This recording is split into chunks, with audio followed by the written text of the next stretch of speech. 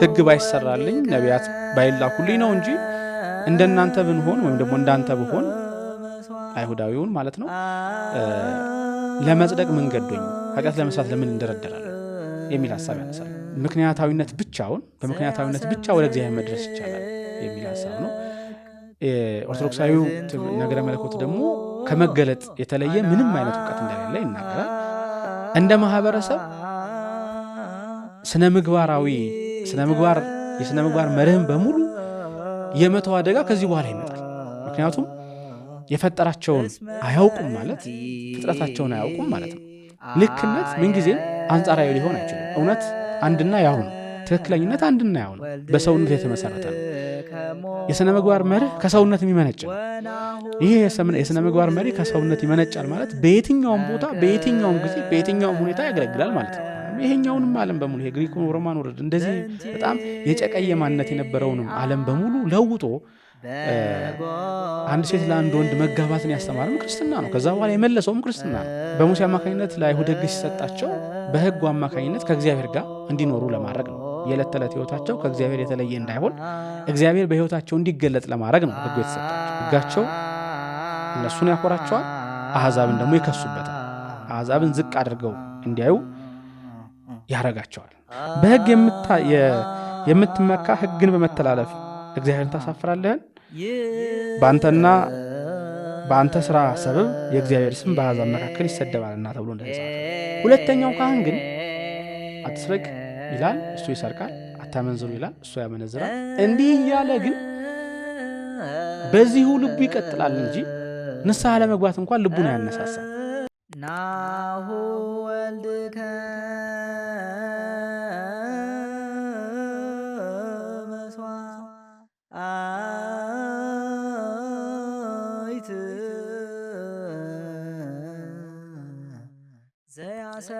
ሰላም እንደምንሰነበታችሁ የኤማውስ ቤተሰቦች፣ በእግዚአብሔር ፍጹም ሰላም እንደምንሰንበታችኋል። አሜን። አምላካችን የእግዚአብሔር ስም የተመሰገነ ይሁን። ባለፈው ሳምንት የቅዱስ ጳውሎስ መልእክት ወደ ሮም ክርስቲያኖች የተላከውን ምዕራፍ 1 ላይ ያለውን የመግቢያ ሐሳብ ለማየት ሞክረናል። ቅዱስ ጳውሎስ ሐዋርያ እንደሆነ የሚያስተምረው ወንጌል አስቀድሞ የመሲሁ መምጣትን የሚናገር የሚገልጽ ወንጌል እንደሆነ፣ በወንጌል ደግሞ ድህነትና ጽድቅ እንደተገለጠ፣ እነዚህ ሁለቱም ደግሞ አስቀድሞ ለአይሁድ ሁለተኛም ደግሞ ለግሪክ ሰው የተገለጠ እንደሆነ፣ ያ ማለት ለዓለም ሁሉ የተገለጠ እውነት እንደሆነ ለማሳየት ሞክሯል። ቅዱስ ጳውሎስ እነዚህ ሁለቱንም ከአሕዛብነት ወደ ክርስትና የመጣውንም ከአይሁድነት ወደ ክርስትና የመጣውንም በተለይ የዘመን ፍጻሜ ሲደርስና የነቢያት ትንቢት መካተቻ ዘመን ላይ መድረሳቸውን ለማሳየት ከትንቢተ ዕንባቆም በምዕራፍ 2 ቁጥር 4 ላይ ያለውን ሐሳብ በማንሳት በእምነት የጸደቁ ያላቸውን ከአሕዛብነት ወደ ክርስትና የመጡን ሰዎችና በዛው በምዕራፉ ላይ እንደምናገኘው በትዕቢት የኮሩ የተባሉ አይሁድን ሁለቱን ለማነጻጸር ሞክሯል። ቀጥሎ የምናገኘው የቅዱስ ጳውሎስ ሐሳብ እንግዲህ የወንጌል ኃይልን ለማሳየት አስቀድሞ የሰው ዘር የወደቀበትና ያለበትን ሁኔታ ማሳየት አስፈላጊ እንደሆነ ያምናል ቅዱስ ጳውሎስ። ስለዚህ ከዚህ በኋላ የሚያነሳው ወንጌል ምን አይነት ኃይል እንዳለው ለማሳየት ስለሚፈልግ ቅዱስ ጳውሎስ ዓለም ከወንጌል ውጭ የነበረበትን ስታተስ ለማሳየት ይሞክራል። በዚህም ሁለት ቦታዎችን ይመለከታል። አንደኛ ያው ከሕዝበ እስራኤል ውጭ የነበረውን፣ ያ ማለት ከአይሁድ ውጭ የነበረውን በአጠቃላይ ዓለምን በሙሉ ለማየት ለመመልከት ይሞክራል። አሕዛብን ለማየት ይሞክራል ማለት ነው። ሁለተኛው ደግሞ ራሱ ሕዝበ እስራኤል የሆኑትን አይሁዳውያን ደግሞ ለማየት ይሞክራል ማለት ነው። በእነዚህ በሁለቱም ላይ ኃጢአት እንዴት እንደነበረ እንዴት ሰፍኖ እንደነበረ ካሳየ በኋላ የእግዚአብሔርን ፍርድ ደግሞ ያሳያል።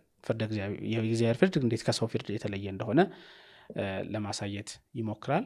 መጨረሻ ላይ ከሕዝብ ወይም ደግሞ ከአይሁድ ላይ የመገረዝን ወይም ደግሞ የግዝረትን ጥቅም በተመለከተ አይሁድ የሚመኩበትና ግዝረት በራሱ ከፍ ያለ ክብር እንዳለው የሚያሳዩበት ነውና እሱን ክብራቸውን ይገፍና ከአህዛብ ጋር እኩል ሁለቱም በክርስቶስ ፊት እንዲቆሙ ለማድረግ ሲሞክር እንመለከተዋለን። እነዚህ ሁለት ሐሳቦችን የእግዚአብሔርን ፍርድና በአጠቃላይ ደግሞ ኃጢአትን በተመለከተ ያለውን ሐሳብ ለማየት እንሞክራለን። አስቀድመን ግን የሕዝብን ኃጢአት ወይም ደግሞ የአህዛብን ኃጢአት የገለጠበትን መንገድ እንመለከታለን ማለት ነው። ቅዱስ ጳውሎስ ከአይሁድ ውጭ የነበረው ምድር ነቢያት ያልተላኩለት ሕግ የሌለው ምድር እንደሆነ ያውቃል። ነገር ግን ነቢያት ያልተላኩለት ሕግ የሌለው ሕግ የማያውቅ ምድር በመሆኑ ምክንያት የሚሰራውን ኃጢአት በመስራቱ ምክንያት ከሚመጣ ፍርድና ከሚመጣ ተጠያቂነት ሊድንና ሊያመልጥ እንደማይችል ከማስተማር ይጀምራል። አህዛብ ነቢያት የትንቢት የተናገሩላቸውን አይሁድን ሕግ የተሰራላቸውን አይሁድን በማየት ከአይሁድ ተመሳሳይነት ወይም ደግሞ ትንሽ ከፍ ያለ ኃጢአት በመስራታቸው ምክንያት አይሁድም ነቢያት እያሏቸው ትንቢት እየተነገረላቸው መጻሕፍት ተጽፈውላቸው ሕግ ኑሯቸው ኃጢአት የሚሰሩ ስለሆኑ በዚህ ምክንያት የኃጢአት እኩልነት እንዳለ ይሰማቸዋል። እንዲሁም እነሱ የበለጠ የጸደቁ ይመስላቸዋል። ሕግ ባይሰራልኝ ነቢያት ባይላኩልኝ ነው እንጂ እንደናንተ ብንሆን ወይም ደግሞ እንዳንተ ብሆን አይሁዳዊውን ማለት ነው ለመጽደቅ ምን ገዶኝ ኃጢአት ለመስራት ለምን እንደረደራለሁ የሚል ሐሳብ ያነሳሉ። ስለዚህ ከኃጢአት አስቀድሞ ከወንጌል በፊት ከነበረው ኃጢአት ራሳቸውን ንጹህ ለማድረግና ከተጠያቂነት ለማራቅ የሚጠቀሙበት መንገድ ሕግ እንዳልተሰጣቸው፣ ነቢያት እንዳልተላኩላቸው፣ እግዚአብሔር ቸላ እንዳላቸው አድርገው ለማሳየት መሞከራቸው ነው። ቅዱስ ጳውሎስ የመጀመሪያ የሚከራከረው ይሄንን ነው። ሕግ ባይሰራላቸው ነቢያት ባይላኩላቸው ኃጢአት መስራታቸው በራሱ ትክክል ያደርገዋል ወይ? ትክክል ናቸው ያስብላል ወይ? ሕግ አልነበራቸውም ወይ ብሎ አስቀድሞ በምድር ላይ ያለውን ሞራል ስታንዳርድ ወይም ደግሞ የሥነ ምግባር መርህ ከአሕዛብ ጋር በማገናኘት አሕዛብን በሥነ ምግባር መርህ ለመሞገት ይነሳል። የመጀመሪያው እግዚአብሔር አልተዋቸውም የሚለውን ያሳያል። በአንደኛ በዚህ በሮም መልእክቱ በምዕራፍ 1 ቁጥር 20 ላይ ያለውን ሐሳብ ላንብላችሁ። የማይታየው እግዚአብሔር የዘላለም ኃይሉ ደግሞም አምላክነቱ ከዓለም ፍጥረት ጀምሮ በፈጠረው ፍጥረት ግልጥ ነው ይታያልና፣ ስለዚህም እግዚአብሔርን እያወቁ እንደ እግዚአብሔርነቱ መጠን ስላላከበሩትና ስላላመሰገኑት የሚያመካኙትን አጡ። ነገር ግን በሐሳባቸው ከንቱ ሆኑ፣ የማያስተውለውም ልባቸው ጨለመ ይላል። እግዚአብሔር ለዓለም በሙሉ የተገለጠ ነው። እግዚአብሔር የተገለጠ መሆኑን ላለማስተዋል ልባቸውን ያጨለሙት እና ማስተዋል የተሳናቸው ሰዎች ስለሆኑ ነው እንጂ እግዚአብሔር ከነሱ ተለይቶ አይደለም። አስቀድሞም በፍጥረቱ ግልጡ ነው ይታወቃል ይላል። አሁን ፍጥረታት እግዚአብሔርን የሚገልጡ የእግዚአብሔር የእጁ ስራዎች እንደሆኑ ደጋግሞ መጻሕፍት ይናገራሉ። ለምሳሌ የሐዋርያት ሥራ ምዕራፍ 14 ከቁጥር 15-17 ላይ፣ መጽሐፈ ጥበብ ምዕራፍ 13 ከቁጥር 1-9፣ ዳዊትንም እንደዚሁ ስንመለከተው ሰማያት ይነግራ ስብሐተ እግዚአብሔር ወግብረ እደዊሁ ያይዳ ሰማይ፣ ሰማያት የእግዚአብሔርን ድንቅ ስራ ይመሰክራሉ፣ ሰማይ የእጁን ስራ ይናገራል እያለ ፍጥረታት በአጠቃላይ ፈጣሪ እንዳላቸው የሚመሰክሩ እንደሆኑ፣ ፍጥረታት መኖራቸው በራሱ ፈጣሪ እንዳለ የሚናገር መሆኑን ይናገራል። አሁን ስለ እግዚአብሔር ማወቅ ስንል ስለ እግዚአብሔር የሆነ እውቀት መቼም እንዴት አይነት እውቀት ማግኘት እንደምንችል ከምን ማግኘት እንደምንችል ቅዱስ ጳውሎስም ያውቃል። አንደኛ ቆሮንቶስ ምዕራፍ 1 ቁጥር 21 ላይ ስለ እግዚአብሔር ያለንን እውቀት በተመለከተ ይናገራል። ስለ እግዚአብሔር ያለን እውቀት ሊገኝ የሚችለው ከወንጌል ብቻ ነው። ለዚህ ነው በእግዚአብሔር ጥበብ ምክንያት ዓለም እግዚአብሔርን በጥበቧ ስላላወቀችው በሞኝነት ማለትም በወንጌል መሰበክ፣ ሞኝነት ያለው ወንጌልን ነው። ባለፈው ሳምንት በወንጌል አላፍርም ሲል ምን ማለት እንደሆነ እንደተረጎመ ማለት ነው። የሚያምኑትን ሊያድን የእግዚአብሔር በጎ ፍቃድ ሆኗልና ይላል ቅዱስ ጳውሎስ። ቅዱስ ጳውሎስ ስለ እግዚአብሔር ያለ እውቀት የሚመሰረተው ከወንጌል ነው እንጂ ዝም ብሎ እንዲሁ ሊመጣ እንደማይችል ይታወቃል። ለምሳሌ ፍጥረትን ብቻ በማየት ከፍጥረት በመነሳት ስለ እግዚአብሔር ምንነት ልናውቅ አንችልም። ይሄ በናቹራል ቴዎሎጂ የሚባል አንድ ነገረ መለኮት ሐሳብ አለ። ኦርቶዶክሳውያን አበው የማይቀበሉት ያ ማለት ምክንያታዊነት ብቻውን በምክንያታዊነት ብቻ ወደ እግዚአብሔር መድረስ ይቻላል የሚል ሐሳብ ነው። ኦርቶዶክሳዊው ነገረ መለኮት ደግሞ ከመገለጥ የተለየ ምንም አይነት ዕውቀት እንደሌለ ይናገራል። አስቀድሞ በነቢያት የተናገረው በነቢያት የተገለጠው ከዛ ደግሞ በስነ ፍጥረት የተገለጠው እነዚህም በሙሉ መገለጦች ደግሞ እውን ያደረገው በአንድ ልጁ በክርስቶስ መገለጥ ዓለም በሙሉ ወደ እግዚአብሔር የተሰበሰበና ስለ እግዚአብሔር የሚያውቀውን ዕውቀት ያወቀው በክርስቶስ መገለጥ እንደሆነ ያስተምራል። ስለዚህ በመመራመር ብቻ ከምርምር ተነስቶ ብቻ ምርምር ብቻውን በሌጣው ወደ እግዚአብሔር ያደርሳል የሚለው ሐሳብ በራሱ ኦርቶዶክሳዊ ነገረ መለኮትን የሚወክል አይደለም። ነገር ግን እግዚአብሔር ቅዱስ ጳውሎስ እያለ ያለው ምንድነው? አሁን እዚህ ጋር ቅዱስ ጳውሎስ እያለ ያለው በስነ ፍጥረት ሊያውቁ ይገባቸዋል እያለ ያለው ፈጣሪ መኖሩን ነው። ምክንያቱም ወረድ ብለን ስንመለከት አንዱ ችግራቸው ጥበበኞች ነን ሲሉ ደነቆሮ ሆኑ፣ የማይጠፋውን የእግዚአብሔርን ክብር በሚጠፋ ሰውና በወፎች 4 እግር ባላቸው በሚንቀሳቀሱትም መልክ መስለው ለወጡ ይላል። የሮምና የግሪክ ሰዎች በእግዚአብሔር አለማመን ብቻ ሳይሆን ፈጣሪ ብለው የሚያምኗቸው በራሱ በጣም የሚያስገርሙ ናቸው። አንደኛ ለምሳሌ የሮም ነገስታትን በራሱ ምስላቸውን ቀርጸው ፈጣሪ ብለው ያመልኳቸዋል። ነገስታቱ በራሱ በራሳቸው ደግሞ የእግዚአብሔር ልጆች ነን ብለው ይናገራሉ። ዘላለማውያንን የአምላክ ልጆች ነን ብለው ይናገራሉ። ይቅርታ ዘላለማውያንን ለማለት ማለት ነው።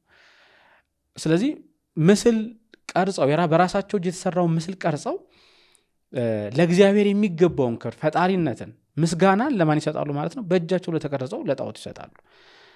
ከዚህም አልፈው ደግሞ በእጃቸው የተቀረጸውን የነሱ ውጤት የሆነውን ከማመን ደግሞ አልፈው ከነሱ በጣም ዝቅ ያለውን ከነሱ ያነሰውን ፍጥረት ወፎችን የሚያምኑ ለምሳሌ ግብጾችን ብንመለከት በምድር በሚሳቡ እንስሳት የሚያምኑ በእንስሳት የሚያምኑ ነበር።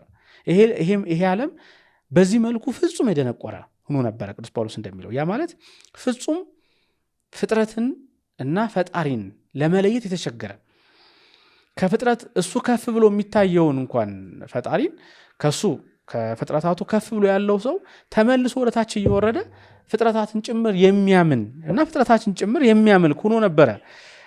አሁን ፍጥረታትን የሚያመልክ ሆነ ማለት እኮ ሰው ፍጹም ከሰውነቱ ወረደ ማለት ነው። ቅዱስ ጳውሎስ እየሞገተ ያለው ይሄንን ነው። ስለዚህ አለማወቃቸውን ከእግዚአብሔር ከነሱ አለመለየቱን እያሳየ ገጽጻቸው ስንል ስለ እግዚአብሔር ያለው ዕውቀት ከነሱ መገኘት አለበት እያልን አይደለም፣ ስለዛ እያወራን አይደለም። ግን ደግሞ ፈጣሪ መኖሩን ማወቅ ነበረባቸው። ፈጣሪ መኖሩን አውቀው ለፈጣሪ የሚገባውን ክብርና ምስጋና መስጠት አልቻሉ። ይልቁንም ከሰውነት ወርደው አንደኛ በእጃቸው የጠረቧቸውን ጣዖታት ማምለክ ጀመሩ። ከዛ ደግሞ ከሰውነትም ጭምር ከነሱ ዝቅ ያሉትን ፍጥረታት ጭምር ማምለክ ጀመሩ። ይህ በራሱ ምልክት ነው። ይህ በራሱ የሚያመጣው አንድ በሽታ አለ። ይህ ጣዖት አምላኪነት ምልክት ነው ይላል ቅዱስ ጳውሎስ። ምልክት የሆነው ደግሞ ከኋላ የሚመጣ አንድ የሞራል መውደቅ፣ የስነ ምግባር መርህ መላሸቅ፣ ማህበረሰባዊ መመታት ስላለ ነው። እንደ ማህበረሰብ የስነ ምግባር መርህም በሙሉ የመተው አደጋ ከዚህ በኋላ ይመጣል። ምክንያቱም የፈጠራቸውን አያውቁም ማለት ፍጥረታቸውን አያውቁም ማለት ነው። ፍጥረታቸውን ካላወቁ ደግሞ ሊመራቸው የሚገባውን በሰውነት የተሰጣቸውን የሞራል ስታንዳርድ ማወቅ አይችሉም ማለት ነው። ሰው ስለሆነ ብቻ ሊመራበት የሚገባው የሞራል ስታንዳርድ አለ። ይሄ የሞራል ስታንዳርድ የመጣው በእግዚአብሔር አርአያና አምሳል በመፈጠሩ ሰው መሆኑ ነው። መግደል በምንም ምክንያት ትክክል አይሆንም። መግደል ትክክል የማይሆንበት ትልቁ ምክንያት ምንድነው? መግደል በራሱ ትክክል እንዳልሆነ የምናውቀው መግደል ትክክል የማይሆነው ሰዎች ስለሆነ ነው። አሁን ቅዱስ ጳውሎስ እነዚህን ሰዎች ጣዖት አምላኪዎች በመሆናቸው ምክንያት ተላልፎ የተሰጡት ለራሳቸው ለፍትወታቸው ለስሜታቸው እንደሆነ ያሳያል። ከዛም ከባህሪያቸው ወርደው ከባህሪያቸው መውረድ ብቻ ያይደለ ፍጹም የለየለት ተፈጥሮአዊ ያልሆነ ስራ ይሰሩ ነበር። በተለይ እጅግ በጣም በግሪኮ ሮማን ወርልድ የዝሙት ጾታዊ መውደቅ የሞራል መውደቅ በጣም ተስፋፍቶ ነበር። በየቤቱ የመዘሞቻ ቤቶች ነበሩ። ይሄም አልፎ ደግሞ ሰዶማዊነት በሰፊው ይታወቅ ነበረ። ሰዶማዊነት የሚደረግበት መንገድ በራሱ በጣም በጣም እጅግ በጣም የተለየ ነበረ፣ ከፍ ያለ ነበረ። አሁን እንደ ማህበረሰብ መላሸቅን የሚያሳይ ነው። ይሄ ማህበረሰቡ በራሱ ሊለካበት የሚችለው ትክክለኝነትን ሊያረጋግጥበት የሚችለው ሞራል ስታንዳርድ የለውም። ሞራል ስታንዳርድ እንዳይኖረው ደግሞ ያደረገው በዋነኝነት ቅዱስ ጳውሎስ እንዳለ ማመንና የፈጠራቸውን አምላክ ማመስገንና ማክበር ስላልቻሉ የራሳቸውን ምስል ማምለክ ሲጀምሩ የራሳቸውን ፍላጎት በሙሉ ገዢ ያደረጉት ማለት ነው። ስለዚህ ለስሜታቸው የሚሆነውን ነገር በሙሉ ማድረግ ጀመሩ። አሁን ገዢ የሚሆነው ሕግ የሚሆነው ሌላ ከነሱ ከፍ ያለ ነገር አይደለም፣ ወይም ደግሞ ተፈጥሯቸው አይሆንም። አሁን ገዢ የሚሆነው ሕግ የሚያወጡት ራሳቸው ናቸው። የሕግ ባለቤቶች ራሳቸው ይሆናሉ ማለት ነው። የሕግ ባለቤት ራሱ ሰው ሆነ ማለት ደግሞ የሚያስደስተው ነገር በሙሉ ትክክል ነው ብሎ እንዲያምን ይገደዳል ማለት ነው። ስለዚህ ለደስታ ትልቅ ቦታ ይሰጣል። ሄዶኒዝም የምንለው ማለት ነው። የደስታ ትልቁ ነገር ፍላጎት በሙሉ የሚጠቃልለው በደስታ ነው ብሎ ማሰብ። ስለዚህ ደስ የሚለው ነገር በሙሉ ለሰው ደስ የሚያሰኘው ነገር በሙሉ ትክክል ነው ብሎ የማሰብን መንገድ ተከተሉ ማለት ነው። ምክንያቱም ሕግ አውጪዎች ለራሳቸው ሕግ አውጪዎች ራሳቸው ስለሆኑ ለራሳቸው ሕግ ሲያወጡ ደግሞ የራሳቸው ሕግ መሰረት ያደረገው ከራሳቸው ደስታ ብቻ ሆነ። ልቅ ስሜቶቻቸውን በሙሉ ሲያረኩ ሲያስደስቱ በዛ ደስታ ላይ ትክክለኝነትን መሰረቱ። ስለዚህ ትክክል ሆነ ማለት ነው። ያ በዚህም የተነሳ ትንሽ ልጆች የ7 የ8 ዓመት ልጆች ትንሽ ህፃናት ወጣቶች ልጆች ልክ እንደ ሜንቶር አንድ ተለቅ ያለ ወንድ ይዛቸዋል። ከዛ ከነሱ ጋር ግብረ ስጋ ግንኙነት ይፈጽማሉ። ያ ማለት ሰዶማዊ ግንኙነትን ይፈጽሙ ነበር። እንዲህ አይነት እጅግ በጣም ኢሞራል የሆነ ከስነ ምግባር ከሰው ስነ ምግባር የወጡ በጣም ብዙ ስራዎች መሰራት ጀመሩ። ይህ እንደ ማህበረሰብ የሚሰራ ስራ ነው። አንድ ሁለት ሰው አይደለም። ማህበረሰቡ አሁን ቅዱስ ጳውሎስ ስለ ማህበረሰብ ነው የሚያወራው። ሙሉ ማህበረሰቡ አሕዛብ የሆነውን በሙሉ እያለ ነው።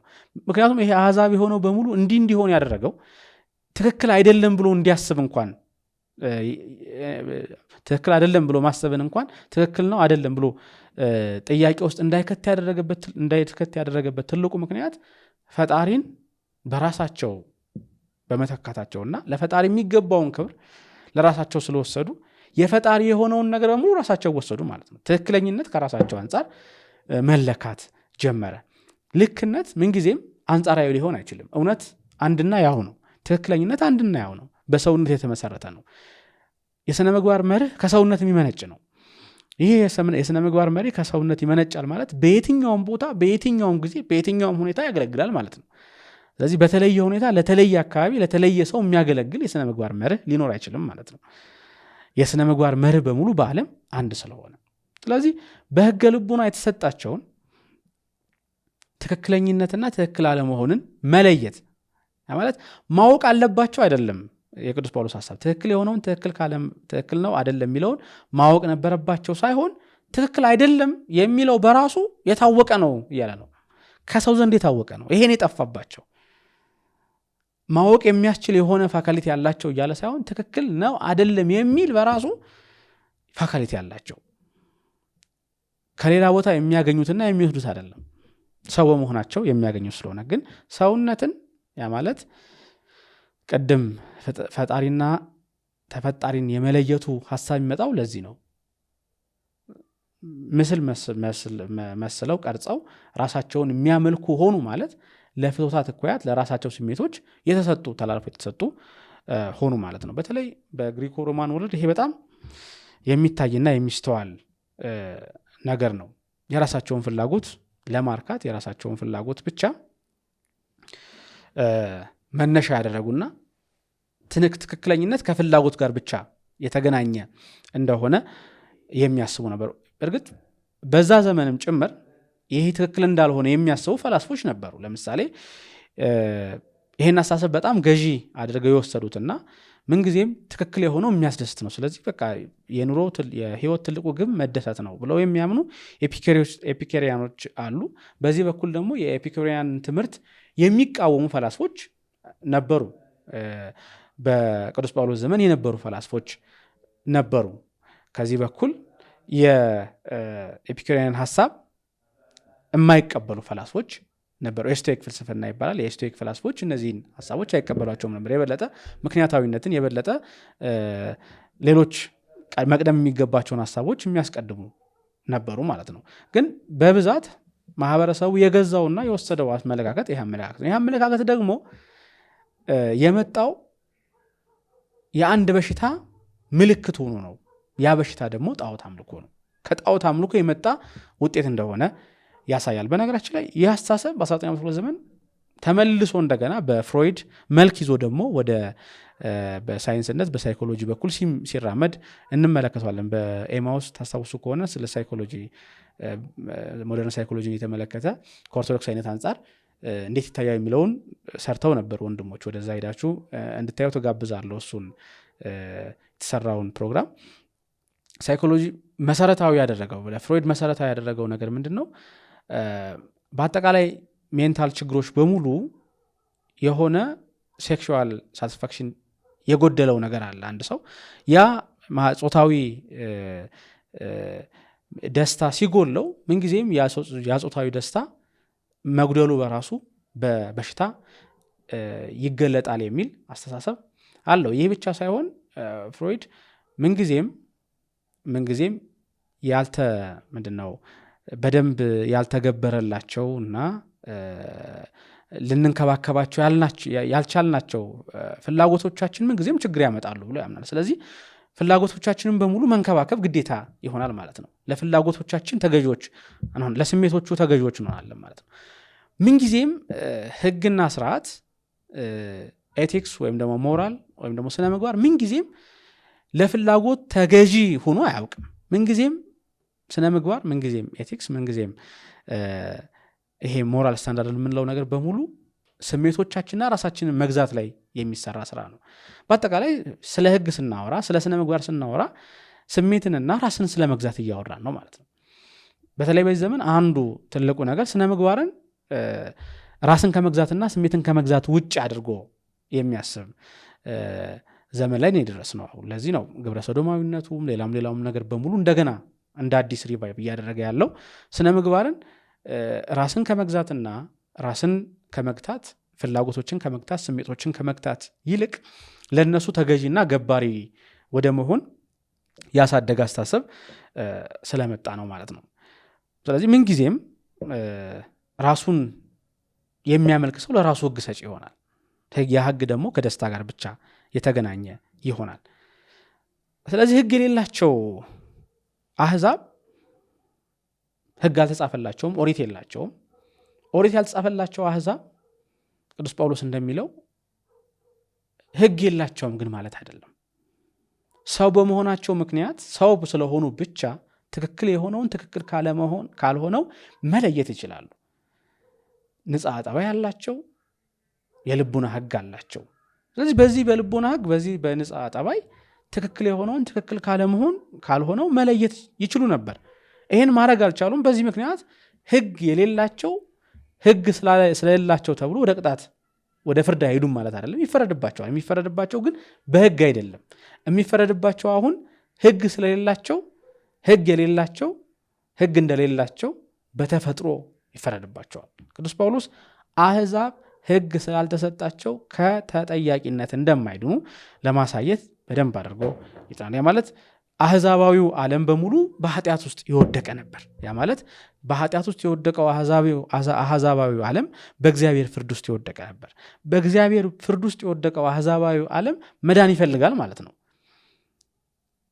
ስለዚህ ለዚህም ዓለም ክርስቶስ ያስፈልገዋል፣ አዳኝ የሚሆነው ክርስቶስ ስለሆነ። ይህም በተመለከተ ቅዱስ ጳውሎስ የሰው ልጅ አንድ የሥነ ምግባር መርህ እንዳለው በደንብ አድርጎ ለማሳየት ይሞክራል። ከዚህ የሥነ ምግባር መርህ ሲርቅ አንድ ሰው ያ ማለት የልቡናውን በሮች በዘጋ ቁጥርና ስሜቱን ለማርካት በሄደ ቁጥር በ24ኛው በ28ኛው ቁጥር ላይ ቅዱስ ጳውሎስ እንደሚናገረው እግዚአብሔር በልባቸው ፍትወት ለርኩሰት አሳልፎ ሰጣቸው ይላል። አሳልፎ ሰጣቸው ማለት ርኩሰት መስራት አለመስራት የነሱ ፈቃድ ነው፣ የሰዎቹ ፈቃድ ነው። ነፃ ፈቃድ አለው ሰው። ስለዚህ ለዚህ ፈቃድ አሳልፎ ሰጣቸው።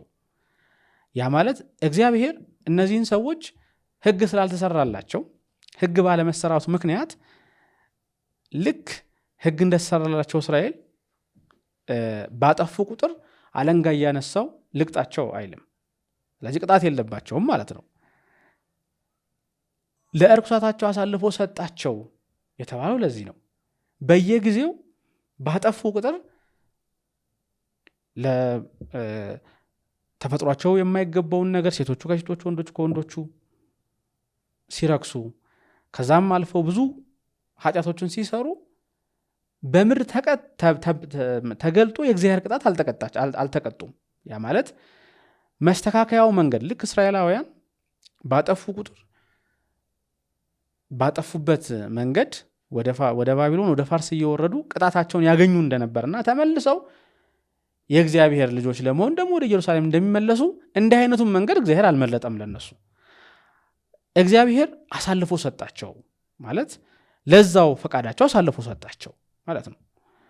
ለዛው ፈቃዳቸው አሳልፎ የሰጣቸው ፈጽመው ከሰውነት ጎዳና ከሚናገረው በውስጣቸው ከሚናገረው ማንነታቸው እየራቁ በመሄዳቸው ምክንያት አሳልፎ ለፍላጎቶቻቸው አሳልፎ ሰጣቸው።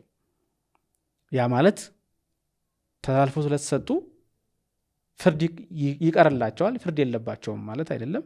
በጊዜው ጊዜ ግን ፍርድ የሚፈረድባቸው ሆኗል ማለት ነው። እግዚአብሔርን ለማወቅ ባልወደዱት መጠን እግዚአብሔር የማይገባውን ያደርጉ ዘንድ ለማይረባው አእምሮ አሳልፎ ሰጣቸው። እግዚአብሔርን ለማወቅ ባልወደዱ መጠን ብሎ የገለጸው ቅዱስ ጳውሎስ ፈጣሪን አለ የሚለውን ትምህርት ለመካድ የሄዱበት ርቀት በጣም በጣም እጅግ በጣም መደንቆር ብሎ የገለጸው ለዛ ነው። በፍልስፍና ጭምር የሚታወቀው ዓለም የግሪክና የሮም ዓለም ተሳቢ እንስሳትን ጭምር ፈጣሪ ብሎ ወደ ማምለክ ሲሄድ ምን ያህል እግዚአብሔርን ላለማመን የሄዱበት ርቀት እንዳለ የሚያሳይ ነው ማለት ነው። የቅዱስ ዮሐንስ አፈወርቅን ትርጉም ከዚህ እናንሳ። ቅዱስ ጳውሎስ ስለ ዓለም በመናገር እንዲህ ይላል የሰው ልጅ ከነውረኛ ድርጊቶቹ በመራቅ በተፈጥሮ ደስታ በልበ ሙሉነት እና በልባዊ ሐሴት መደሰት ይችል ነበር። ደስታ ለሰው ልጅ የሚገባው ነው። ሊደሰት የሚገባው ግን ከነውረኝነትና ከነውር ድርጊቶች ርቆ የተፈጠረበትና የልቡና ደስታ ሊሰጠው የሚችለው ፍጥረቱን ያማከለ ሕጉን ያከበረ ደስታ ግን የሚገባው ነበር። በእግዚአብሔር የሚገኘው ደስታ ይገባዋል ያለ ነው ቅዱስ ዮሐንስ አፈወርቅ።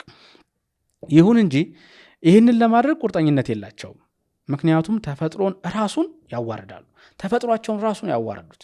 ተፈጥሯቸውን ሲያዋርዱ ለዚህ ቁም ነገር የላቸውም። ያ ማለት ሊያውቁት አልቻሉም። ይሄንን በልቦናቸው የሚጮኸውን ሰው በመሆናቸው ምክንያት ትክክል የሆነውን ትክክል፣ መጥፎ የሆነውን መጥፎ ሊል የሚችለውን ያንን የልቡና ሕጋቸውን ፈጽመው እንዳይሰሙ ፈጽመው እንዳይናገር ዝም አደረጉት፣ አወረዱት። ተፈጥሯቸው ራሳቸውንም አወረዱ ማለት ነው።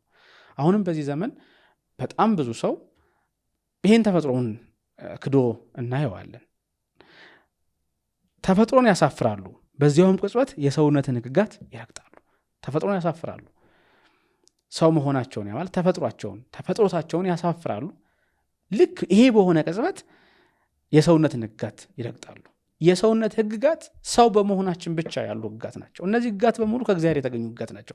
በነገራችን ላይ ክርስትና ያለው ሕግ ማለት ነው ይሄ ሕግ። ምክንያቱም የሰውነት ባለቤቱ እግዚአብሔር ነው። እግዚአብሔር በአርአያውና በአምሳሉ የፈጠረን ሰዎች ነን ብሎ የሚያስተምር ክርስትና ነው። ክርስትና ያለው ከዚህ የተለየ ሕግ አይደለም። መነሻው ሕግ ይሄ ነው። ከዚህ በላይ ከፍ እያለ ከሰውነት ወደ እግዚአብሔርን መምሰል የሚያሳድግ ነው ክርስትና።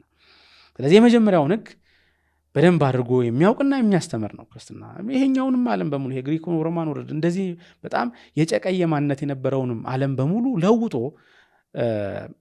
አንድ ሴት ለአንድ ወንድ መጋባትን ያስተማርም ክርስትና ነው። ከዛ በኋላ የመለሰውም ክርስትና ነው። እርግጥ አሁን ከካቶሊክ ከፕሮቴስታንት መምጣት በኋላ ተመልሶ እንደገና ተመሳሳይ ሉፕ ውስጥ እየገባ ቢመስልም ይሄ የአውሮፓው ምድር መጀመሪያ ግን ከእንዲህ አይነት ባርቤሪክ ከሆነ አስተሳሰብና ኑሮ ለይቶ ወደ ቅርጽ ወዳለውና ፍጹም ሰውነት ወደሚያላብስ ሕይወት ያደረሰውም አስቀድሞ ክርስትና ነበር ማለት። ስለዚህ ይሄ ዓለም ከግሪኮ ሮማን ወርልድ ማለት ነው ከአይሁድ ውጭ ያለው ዓለም በአጠቃላይ በኃጢአት የተያዘ ፍጹም የቆሸ ማንነት ያለው ዓለም ነው። አሁን አንዱ የሥነ ምግባር መርህ ለሁሉም ያገለግላል። ሰው ለሆነ ሁሉ አንዱ የሥነ ምግባር መርህ ያገለግላል እያለን ነው። ቅዱስ ጳውሎስ ይሄ መከራከሪያውን ወደ ምን ያሳድገዋል? አንዱ የሥነ ምግባር መርህ ሰውን በሙሉ የሚገዛና የሚመራ ከሆነ የሚበቃ ከሆነ አንዱ ክርስቶስ ለዓለም በሙሉ ይበቃል ማለት ነው። ስለዚህ ወደ ክርስቶስ ነው ከዚህ በኋላ ሊያመጣቸው የሚችለው። የመጀመሪያ የሚያስጥላቸው ነገር ቢኖር በሕግ ባለመኖራቸው ምክንያት የሰሩት የነበሩበት ያ ዘመን የኃጢአት ዘመን በሙሉ ፍርድ የሌለበት ዘመን አድርገው እንዳይቆርጡት ከሰውነት የወረዱበት ዘመን እንደሆነ ያሳያቸዋል። ቀጥሎ ወደ ክርስቶስ ስለሚጠራቸው ማለት ነው። ክርስቶስ ያስፈልጋል ማለት ነው። ከዚህ ውድቀት ከፍ ለማድረግ ክርስቶስ ስለሚያስፈልግ። ሁለተኛ በተለይ በሁለተኛው ምዕራፍ ደግሞ ከ17ኛው ቁጥር ጀምሮ ደግሞ ሁለተኛውን ዓለም ደግሞ ቅዱስ ጳውሎስ ይመለከታል። አሁንም ሌላ ኃጢአት ያለበትን ዓለም ደግሞ ይመለከታል። ይሄኛው ዓለም የትኛው ዓለም ነው ከተባለ የአይሁድ ዓለም ነው። የአይሁድ ዓለም ከመጀመሪያዎቹ ከአሕዛብ ዓለም የተለየ ዓለም ነው። የተለየ ያደረገው ደግሞ ለአይሁድ የተሰጣቸው ሕግ ነው። አይሁድ ሕግ አላቸው፣ ኦሪት አላቸው፣ ቶራ አላቸው።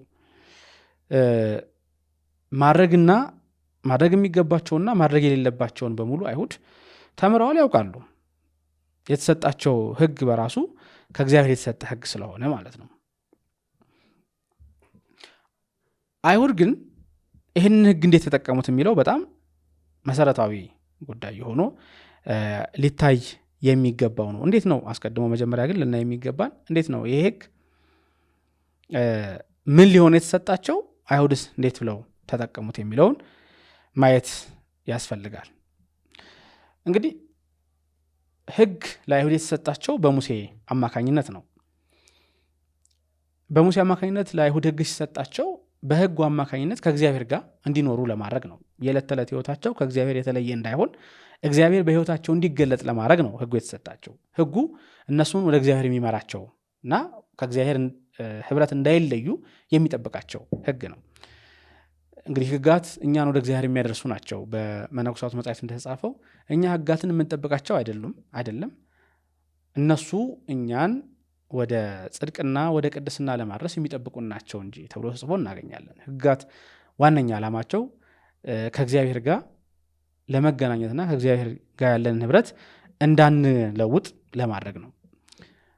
ሕጉ በመሰጠቱ ምክንያት አይሁድ ሕግ ጠብቀው ሕግ ጠባቂ ሆነው ከእግዚአብሔር ጋር ከመገናኘት ይልቅ ሕጉን እንደ መስታወት ተጠቅመው ያለባቸውን ጉዱፍ እያነሱ ከእግዚአብሔር ጋር ከመኖር ይልቅ ሕጉን ግን ሕግ እንዳላቸው እያሰቡ ሕግ የሌላቸውን አሕዛብ የሚወርፉበትና በአሕዛብ ላይ የሚኮሩበት ትዕቢተኛ ሆነው የሚታዩበት አደረጉት ሕጉን። ባለፈው ሳምንት ታስታውሱ እንደሆነ የዕንባቆምን ትንቢት አንስተን ዕንባቆም ትንቢተኛ ነው ያለው፣ ነፍሱ ታጅራለች፣ ትንቢት ይዘዋለች ብሎ በትንቢት የተናገረው ይሄ አይነቱን አይሁዳዊ እንደሆነ ተናግረን ነበር። በትዕቢት የመያዛቸውና የመወጠራቸው አንደኛ ምክንያት ደግሞ ሕግ ስላላቸው ሕግ ያላቸው ናቸውና እነሱ በሕግ የሚመሩ ናቸውና ማለት ስርዓት ያለው አስተዳደር ስርዓት ያለው ሕይወት የሚኖሩ ናቸው፣ ሕግ ያለን ናቸው ነን ብለው ያስባሉ። ከዚህ ውጭ ሆኖ የሚኖረውን ይሄ ዘላን ሆኖ የሚኖረውን ማህበረሰብ ይንቁታል ማለት ነው፣ ሕግ የለውም ብለው ስለሚያስቡ። በዚህ ምክንያት አሕዛብን እየከሰሱ አሕዛብን መካሰሻ እና እነሱ ደግሞ የሚኮሩበት አደረጉት ማለት ነው። ሕጋቸው እነሱን ያኮራቸዋል፣ አሕዛብን ደግሞ ይከሱበታል። አሕዛብን ዝቅ አድርገው እንዲያዩ ያረጋቸዋል። የእነሱ የሥነ ምግባር መርህ የሥነ ምግባር ጽንሰ ሐሳብ የሚነሳው ስነ ምግባር ምንድን ነው የሚለውን መነሻ ያደረገው ለአይሁድ ከሕግጋቱ ነው። ሕግጋቱ መልካሙን ከመጥፎ የሚለዩ ናቸው። ትክክሉን ትክክል ካልሆነ የሚለዩ ናቸው። የሥነ ምግባር መርህ ሆኖ ተሰጥቷቸዋል። የሥነ ምግባር መርህ ሆኖ የተሰጣቸው ለእነሱ የተሰጧቸው ሕግጋት በሌሎቹ በአሕዛብ ዘንድ የሉም። በአሕዛብ ዘንድ ባለመኖራቸው ምክንያት አሁንም ከፍ ብለው ከእግዚአብሔር ጋር የሚኖሩበት ሕግ አድርገው ከመቁጠራቸው ይልቅ እነሱን በሥነ ምግባር ሕግጋት ሊመሩ የማይገባቸውና ከዛም ዝቅ ያሉ ከሰውነት የወረዱ አድርገው እየቆጠሩ ራሳቸውን ደግሞ በሥነ ምግባር ሕግ የሚመሩና ለሥነ ምግባርም ሕግ ታጭተው የተመረጡ አድርገው ማሰብ ጀመሩ አይሁድ። ግን ቅዱስ ጳውሎስ ይሄንን ምኞታቸውን ዝቅ ለማድረግ ወይም ደግሞ ይሄ ትክክል እንዳልሆነ ለማሳየት ይሞክራል። ቅዱስ ጳውሎስ እንዲህ ይላል በመልእክቱ ላይ ያለ ሕግ ኃጢአት ያደረገ ሁሉ ያለ ሕግ ደግሞ ይጠፋልና ሕግም ሳላቸው ኃጢአት ያደረጉ ሁሉ በሕግ ይፈረድባቸዋል። በእግዚአብሔር ፊት ሕግን የሚያደርጉት ይጸድቃሉ እንጂ ሕግን የሚሰሙ ጻድቃን አይደሉም። ሕግ የሌላቸው አሕዛብ ከባህሪያቸው የሕግን ትእዛዝ ሲያደርጉ እነዚያ ሕግ ባይኖራቸው እንኳን ለራሳቸው ሕግ ናቸውና እነርሱም ሕሊናቸው ሲመሰክርባቸው ሐሳባቸው እርስ በርሳቸው ሲካሰስ ወይም ሲያመካኝ በልባቸው የተጻፈው የሕግ ሥራ ያሳያል። ይህም እግዚአብሔር በኢየሱስ ክርስቶስ እኔ በወንጌል እንዳስተማርኩ በሰው ዘንድ የተሰወረውን የሚፈርድበት ቀን ይሆናል ይላል። ቅዱስ ጳውሎስ ያለ ሕግ ኃጢአት የሰራ ያለ ሕግ ይፈረድበታል። ያለ ሕግ ኃጢአት የሰሩት አሕዛብ ያለ ሕግ ኃጢአት በመስራታቸው ምክንያት ሕግ የላቸውምና አይፈረድባቸውም አይባሉም። ይልቁንም እነዚህ ሰዎች ያለ ሕግ በመሆናቸው ምክንያት ያለ ሕግ ፍርድ ያገኛሉ። አይሁዳዊውን እንዲህ ብሎ ይናገራል። አንተ አይሁዳዊ ብትባል በሕግ ብትደገፍ በእግዚአብሔር ብትመካ ፈቃዱን ብታውቅ ከሕግም ተምረህ የሚሻለውን ፈትነህ ብትወድ በሕግም የእውቀትና የእውነት መልክ ስላለህ የዕውሮች መሪ በጨለማም ላሉ ብርሃን የሰነፎች አስተማሪ የሕፃናትን መምህር እንደሆንክ በራስህ ብትተማመን እንግዲህ አንተ ሌላውን የምታስተምር ራስህን አታስተምርምን? አትስረቅ ብለህ የምትሰብክ ትሰርቃለህን? አታመንዝር የምትል ታመነዝራለህን? ጣዖትን የምትጸየፍ ቤተ መቅደስን ትዘርፋለህን? በሕግ የምትመካ ሕግን በመተላለፍ እግዚአብሔርን ታሳፍራለህን? በአንተ ስራ ሰበብ የእግዚአብሔር ስም በአሕዛብ መካከል ይሰደባልና ተብሎ እንደተጻፈ ብሎ ኢሳይያስን በመጥቀስ በእግዚአብሔር ስም በሚሰራ አሕዛባዊ ስራ ምክንያት እግዚአብሔር እንደሚሰደብ ቅዱስ ጳውሎስ ለአይሁድ ይነግራቸዋል። ያ ማለት አይሁድ ሕግ ጠባቂ ስለሆኑ እንጂ ሕግ ስላላቸው ብቻ ሕግ በመኖሩ ምክንያት ከተጠያቂነትና ከፍርድ እንደማያድኑ ሕጉን በማወቃቸው ሳይሆን ሕጉን በመፈጸማቸው ከፍርድ እንደሚድኑ እያሳያቸው ነው። አትስረቁ የሚል አይሁድ የሚሰርቅ ከሆነ በመስረቁ ይፈረድበታል። አሁን አትስረቅ እያለ አትስረቅን የሚያስተምር ሕግ አለኝ የሚለው አይሁድ ሕግ ከሌለው ከአሕዛብ የተለየው ሕግ ስላለው ነው። ሕግ ስላለው ግን በተለየ ሁኔታ እንዲያውም ቅዱስ ዮሐንስ አፈወርቅ እንደሚለው ሕግ ያለው አይሁድ የበለጠ ይብስበታል እንጂ ቅጣቱ አያንስለትም። ምክንያቱም አሕዛቡ የሚቀጣውና ኃጢአት የሰራው ያንን በውስጥ ቅዱስ ጳውሎስ እንዳለው በውስጥ የሚካሰስበትን ተፈጥሮውን ዝም በማስባሉ ነው፣ ባለመስማቱ ነው። አይሁዱ ግን ወይም ደግሞ አይሁዳዊው ግን አንደኛ ሕግ አለው፣ ሲደመር ደግሞ ተፈጥሯዊ ማንነቱ ሰውነቱ በራሱ ትክክል የሆነውን ካልሆነው ይናገራል። ከአሕዛብነት ላይ ነው አይሁዳዊነት የተደመረው። ያ ማለት ከሰውነት ሲደመር ሕግ ማለት ነው። ስለዚህ በክብር ሳይሆን በፍርድ የበለጠ ሊፈረድበት የሚችለው ማን ነው ማለት ነው? አይሁዳዊው ነው ማለት ነው ከአሕዛቡ ይልቅ። እነዚህን ስራዎች ደግሞ ከአሕዛቡ ይልቅ አይሁዳዊው ሳይሰራቸው ተገኝቶ ያውቃል። ለዚህ ነው ቅዱስ ጳውሎስም አትስረቁ የምትል አንተ ትሰርቃለህን? አታመንዝር የምትል አንተ ታመነዝራለህን እያለ የሚከሰው። ምክንያቱም የሥነ ምግባሩ ጽንሰ ሐሳብ ለሱ ከሕጉ ጋር የተቀራኘ ነው ለአይሁዳዊው፣ ለአሕዛቡ ግን ተፈጥሯዊ ነው። ያ ማለት በተፈጥሮ ሰው መሆኑ ምክንያት ትክክል የሆነውን ትክክል ካልሆነው አንድ ሞራል ስታንዳርድ ስላለ ማለት ሰው ስለሆነ ብቻ መለየት የሚያስችለው ነው። መልካሙን ሊያደርግ ሕጉ ትክክለኛው ክፋቱን ደግሞ ሊተው ሕግ ተሰርቶለታል አይሁዳዊ። ስለዚህ የቅዱስ ጳውሎስ ሐሳብ አይሁዳዊውም ጭምር በኃጢአት የወደቀ ነው እንጂ ከኃጢአት የተለየ አይደለም። የ49ኛውን የዳዊት መዝሙር ስንመለከት በእንተ ዘለፋ ካህናት ብለው የእኛ ሊቃውንት ተርጉመውታል። በእንተ ዘለፋ ካህናት ማለት ካህናትን የሚዘለፍበት ካህናት የተዘለፉበት ማለት ነው። ሁለት ካህናትን በምንባብ ውስጥ እናገኛለን በመዝሙር ውስጥ። አንደኛው ተነሳይ ካህን ነው ይላሉ ኢትዮጵያ ሊቃውንት። ሁለተኛው ደግሞ ተነሳይ ያልሆነ ካህን ነው ይላሉ። ተነሳይ የሆነውን ካህን የማያስደስተውን እግዚአብሔር ይነግረዋል። ከዛ ለንስሐ የሚነሳሳ ልቦና ስላለው በንስሐ ይመለሳል። ሁለተኛው ካህን ግን አትስረቅ ይላል፣ እሱ ይሰርቃል። አታመንዝሩ ይላል፣ እሱ ያመነዝራል። እንዲህ እያለ ግን በዚሁ ልቡ ይቀጥላል እንጂ ንስሐ ለመግባት እንኳን ልቡን አያነሳሳም። በዚህ ምክንያት አደመተከኑ ኃጢአት ሐዘብከኑ እኩን ከማከ ኃጢአት ጨውጨው አለች ጣፈጠች። ዝም ብልህ እየሰራህ ንስሐ ትገባለህ ዛሬ ነገ እያልኩኝ ዝም ብልህ ብታገሰ ኃጢአት አንተ ጣመች፣ ወይስ ደግሞ እኔን ታዘብከኝ ኃጢአት እያረኩኝ እግዚአብሔር ዝም የሚለኝ በኃጢአቴ እግዚአብሔር ቢሳተፍ ነው እግዚአብሔር ኃጢአቴን ቢወደው ነው ብለህ አሰብክ? እንደዛ ብለህ ነው የምትገምተው? እንደዛ ከሆነ ልቅጣ ሆይ ብሎ ይጠይቀዋል። ቅጣት ላሳልፍብህ ብሎ ይጠይቀዋል። ምክንያቱም ኃጢአት እየሰሩ ንስሐ ለመግባት ቅዱስ ዮሐንስ አፈወርቅ እንደተረጎመ እግዚአብሔርን የኃጢአት ተባባሪ አድርጎ ማሰብ ነው። ኃጢአቴን ቢወደው ነው ብሎ ማሰብ ነው። የአሕዛብ አንዱ የህዝብ የተባሉት የአይሁድ አንዱ ትልቁ ችግር በህጋቸው አማካኝነት የሚፈረድባቸው የሆኑ አይሁድ ህግን የሚያውቁ አይሁድ ግን ደግሞ ከህግ የወጣ ስራን እየሰሩ ንስሐ በመግባትና በንስሐ ወደ እግዚአብሔር ከመመለስ ይልቅ በዛው ጸንተው የሚቆዩ ናቸው ማለት ነው። ስለዚህ ቅዱስ ጳውሎስ ስለ አሁን በአሕዛብ በኩልም ኃጢአት እንደነገሰ በህግ ባላቸው በአይሁድም በኩል ኃጢአት እንደነገሰ የሁለቱም መስማሚያ ቦታ ሁለቱም በኃጢአት የወደቁ እንደሆኑና የእግዚአብሔር ፍርድ እንደሚገባቸው ተናግሯል። የእግዚአብሔር ፍርድን በተመለከተ ደግሞ ቅዱስ ጳውሎስ የእግዚአብሔር ፍርድ ከሰው ፍርድ የተለየ እንደሆነ በዚሁ በምዕራፍ 2 ከቁጥር 1 ጀምሮ እስከ 16 ባለው ደግሞ ደጋግሞ ይናገራል። አንደኛ እንዳንፈርድ ይነግረናል። ምክንያቱም የእግዚአብሔር ፍርድ ከሰው ፍርድ የተለየ ነውና እንደ እግዚአብሔር መምሰል እስካልቻልን ድረስ ልንፈርድ አንችልም። ፍርድ በራሱ የሚመነጨው ከፍትህ ነው። ጽድቅ ሲኖር ነው ፍርድ የሚኖረው።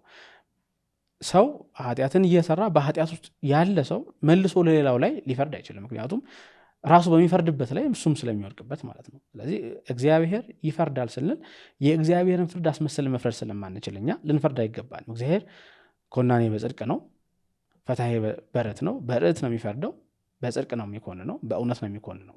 ይህን ልናደርግ አንችልም። ምክንያቱም እኛ ሰውን በፍጹም ልናውቀው አንችልም። ቅዱስ ጳውሎስ እንዳለው እዚሁ ምዕራፍ ላይ ሰው የሰውን ማንነቱ ሳጣዊ ማንነት ሊያውቅ አይችልም። ከላይ የሚታየውን ነገር ብቻ ነው ሊያይ የሚችለው። ስለዚህ ከላይ በሚታየው ነገር ደግሞ ፍርድ ልስጥ ቢል ሰው በውስጡን ማንነቱን ስለማያውቅ ይሳሳታል፣ ስህተት ያመጣል ማለት ነው። በፍርድ ላይ ስህተት ያመጣል ማለት ነው። ስለዚህ የእግዚአብሔር የሆነውን ፍርድ ሰው ሊወስዱ አይችልም። ምክንያቱም ከእግዚአብሔር ጋር ሊተባበር ስለማይችል፣ በዚህ እግዚአብሔርን ሊመሰል ስለማይችል፣ በዚህ ልክ ዛሬ ቅዱሳንን በተመለከተ ስናገር ሰውን ቅዱስ ነው ልንል አንችልም።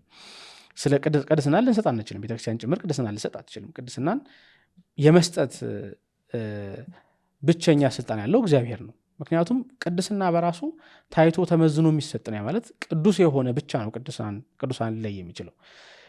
ቅዱሳን ናቸው ብሎ የሚናገረው እግዚአብሔር ፍጹም ቅዱስ ስለሆነ ነው። ይህንን ማድረግ ማንችልኛ ልናደረግ አንችልም። ስለዚህ አይሁዳዊን አንተ የምትፈርድ ብሎ ይጠይቀዋል። አንተ የምትፈርድ አይሁዳዊ ሰው ብሎ ነው የሚጀምረው። አንተ ሰው ብሎ ነው የሚጀምረው። ሰው ያለበት ምክንያት አይሁዳዊም አሕዛብም ሁለቱም ኮመን ማንነታቸው ሰውነት ነው። ስለዚህ ሰው የሆነ ወዳቂ ማንነት ያለው አይሁዳዊ ሕግ እያየ እሱ በሚወድቅበት ኃጢአት አሕዛብን የሚፈርድበት ምክንያት የለውም። ፈራጅ ሊሆን የሚችለው እግዚአብሔር ብቻ ስለሆነ፣ በእግዚአብሔር ፍርድ ግን አሕዛብም ሕዝብም ሁለቱም የወደቁ ናቸው። ምክንያቱም በኃጢአት ስለወደቁ፣ በኃጢአት ስለተያዙ። በኃጢአት የተያዘ ማንነት ያላቸው አሕዛብም ሕዝብም አሉ። ስለዚህ ቅዱስ ጳውሎስ አሁን ሁለተኛው ምዕራፍ ላይ አሕዛብንም ሕዝብንም በኃጢአት መውደቃቸውን አሳየ። ማለት የእግዚአብሔር ፍርድ በሁለቱም ላይ የጎላን ፍርዱ የሚመነጨው የእግዚአብሔር ፍርድ የሚመነጨው በእውነት ከሆነው ላይ ስለሆነ ማለት ነው።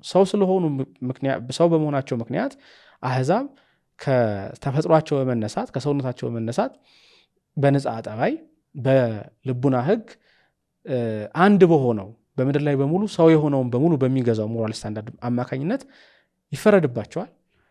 በዛው ፍርድ ደግሞ እንደገና አይሁድ የተባሉት ከአይሁድነት ወደ ክርስትና የመጡትም በአጠቃላይ አይሁድም በአጠቃላይ ደግሞ በዛው ፍርድ ሲጨመር እግዚአብሔር በሰጣቸው ሕግ ደግሞ እንደዚሁ ይፈረድባቸዋል። የእግዚአብሔር ፍርድ ለሁሉም እኩል ይሆናል ማለት ነው። ኃጢአትም ደግሞ በሁሉም ዘንድ በምልአት እንዳለ የምናየው ነው ማለት ነው። መጨረሻው ይሄ የሁለተኛው ምዕራፍ መጨረሻ ማጠቃለያ የሚሆነው ግዝረትን በተመለከተ ቅዱስ ጳውሎስ ያለውን አመለካከት በመናገር ነው። እንግዲህ ከአይሁድ ወገን ያለው ሐሳብ አሁን ሕግን በተመለከተም በሕግ የተለየንም ብለው ያምኑ ነበር አይሁድ። በሕግ የተለዩ እንዳልሆኑ አሳይቷል ቅዱስ ጳውሎስ። በአጠቃላይ ሰው የሆነ በሙሉ አንድ የሆነ ሞራል ስታንዳርድ እንዳለው አሳይቷል። በዛ በአንዱ ሕግ አማካኝነት ሕግ የሌለውም ሕግ ያለውም ከእግዚአብሔር ዘንድ ፍርድ እንደሚቀበል አሳይቷል። ስለዚህ የሚመኩበትን ነገር አንስቶባቸዋል። ሁለተኛ የሚመኩበት ነገር እንግዲህ ግዝረትን የተመለከተው ጉዳይ ነው። ታዲያ ግዝረት ስለምን ምን ያገለግላል? ታዲያ ግዝረት መገዘራችን ለምንድን ነው የሚለው ሐሳብ ከአይሁድ ወገን ይመጣል ማለት ነው። የአይሁድ ጠያቂ እንግዲህ የማናውቀው አንድ ጠያቂ አለ። ቅዱስ ጳውሎስን የሚጠይቀው በአይሁድ ወገን ያለ አንድ ጠያቂ አለ። እሱ ጠያቂ ለቅዱስ ጳውሎስ ሁለተኛውን ሐሳብ ያመጣል፣ መገዘርን የተመለከተው ሐሳብ። አሁን ቅዱስ ጳውሎስ መገዘር በራሱ ግዝረት በራሱ በእግዚአብሔርና በሰው መካከል እንደ ቃል ኪዳን ተደርጎ የተሰጠ ነው። በአብርሃምና በእግዚአብሔር መካከል ቃል ኪዳን ነው። ቃል ኪዳን ማለት የሁለት ሰዎች ስምምነት ማለት ነው። ሁለት ሰዎች ፍጹም መዋሃድ ሲኖራቸው ስምምነት አላቸው ይባላል። ያ ማለት አንዱ ከአንዱ ስምምነታቸውን የማያፈርሱ ሲሆን ቃል ኪዳን አለ ይባላል። አንዱ ከአንዱ ስምምነትን ካፈረሰ ግን ቃል ኪዳን ሊኖር አይችልም። አይሁድ አሁን ባለው መሰረት ቅዱስ ጳውሎስ እንዳሳየን አይሁድ በሕግም በተፈጥሮ ሕግም ጭምር ፍጹም የማይፈቀደውንና በተፈጥሮ ሕግም በሕግም በሞራል ስታንዳርድ ብናስቀምጠው የሚወድቀውን ስራ ኃጢአትን ይሰራሉ። ስለዚህ ምን አጉለዋል ማለት ነው? ከእግዚአብሔር ዘንድ ያለውን ግንኙነት ያን በአብርሃምና በእግዚአብሔር ዘንድ መካከል ያለውን ያንን የቃል ኪዳን ስምምነት አጉለዋል፣ አጥፍተዋል ማለት ነው። መገዘራቸው ታዲያ ምን ይረባል? እንደ ዝም ብሎ ስጋዊ ምልክት ብቻ ከመሆን የዘለለ በእግዚአብሔርና በአብርሃም መካከል እንዳለው ቃል ኪዳን ሊቆጠር አይችልም። ምክንያቱም ኃጢአት እየሰሩ ስለሆነ። ስለዚህ ኃጢአት እየሰራ አንድ ሰው ግዙር ሆኖ ኃጢአት እየሰራ ቢኖር መገዘሩ ይረበዋል ወይ? መገዘሩ ይጠቅመዋል ወይ? ኃጢአት የማይሰራ የሆነው አረሚ ስላልተገዘረ ደግሞ ከእግዚአብሔር ይለያል ወይ? ይፈረድበታል የሚለውን ጥያቄ ይጠይቃል። ይሄ ትክክል ይሆናል። ምክንያቱም በብሉይ ኪዳንም እንደምናውቀው ለምሳሌ የነነዌ ሰዎች እንመለከታለን። በአዲስ ኪዳን ቆርኔሌዎስም ልንወስድ እንችላለን። እንደዚህ አይነት ከአሕዛብነት ከአረሚነት ያሉ ግን ደግሞ ፍጹም መልካም ስራ ይሰሩ የነበሩ ከእግዚአብሔር ጋር የተገናኙ ሰዎችን እናነሳለን። አሁን ቁም ነገሩ ያለው ከመገዘሩ አይደለም፣ ከምልክቱ አይደለም ማለት ነው። አይሁዳዊ ምልክቱ ላይ ሲያተኩር ወይም ደግሞ በስጋ የሚደረገው ምልክት ላይ ሲያተኩር፣ ቅዱስ ጳውሎስ ግን ከዚህ ከፍ ብሎ መንፈሳዊ የሆነውን ትርጓሜ ያመጣል ማለት ነው። አለመገዘርን በተመለከተ ከወሰድንማ ወንዶቹ ብቻ እንዲገዘሩ ነው የእግዚአብሔር ለአብርሃም የሰጠው ሕግ። ሴቶቹ አልተገዘሩም። ሴቶቹ ባለመገዘራቸው ከወንዶቹ ዝቅ ያለ ከእግዚአብሔር ጋር ያላቸው ግንኙነት ዝቅ የሚል ነው ልንል አንችልም። በኦሪትም እንዲህ አይነት ትምህርት የለም። ስለዚህ የአካል ምልክት መፍጠር ብቻ ከእግዚአብሔር ጋር ላለ ግንኙነት መሰረት ሊሆን እንደማይችል ቅዱስ ጳውሎስ ያስረግጣል ማለት ነው። ስለዚህ አሁን ከአይሁዳዊው ሰው ሁለት ነገሮችን ቅዱስ ጳውሎስ ይገፋል። አንደኛ በሕግ አማካኝነት ከሌላው ዓለም የተሻልኩ ነኝ የሚለውን አስተሳሰብ ያነሳል። ሁለተኛ በግዝረት አማካኝነት ከሌላው ዓለም የተሻልኩ ነኝ የሚለውን አሁንም ከአይሁዳዊው ሰው ያነሳል። ስለዚህ አይሁዱን እርቃኑን ያስቀረዋል ማለት ነው። ልክ እንደማን ያቆመዋል ማለት ነው? ልክ እንደ አሕዛቡ ያቆመዋል። አሕዛቡ በኃጢአት የወደቀ ማንነት ያለው እንደሆነ ሁሉ እኩል አይሁዳዊውም እንደዚሁ በኃጢአት የወደቀ ማንነት ያለው ይሆናል። አሁን ለሁለቱም ከኃጢአታቸው የሚያነጻቸው ክርስቶስ ያስፈልጋቸዋል። ከዚህ በኋላ ስለ ኃጢአት ምንነት ካስረዳ በኋላ ቅዱስ ጳውሎስ ስለ ክርስቶስ መምጣት ክርስቶስ እንዴት የእነሱ ሊያደርጉት እንደሚገባቸው ደግሞ ወደ ማስረዳት ይሄዳል ማለት ነው። እግዚአብሔር አምላክ የሰማነውን በልቦናችን ያሳድርብን። ወስብሐት ለእግዚአብሔር። ይቆየን። ናሁ ወልድከ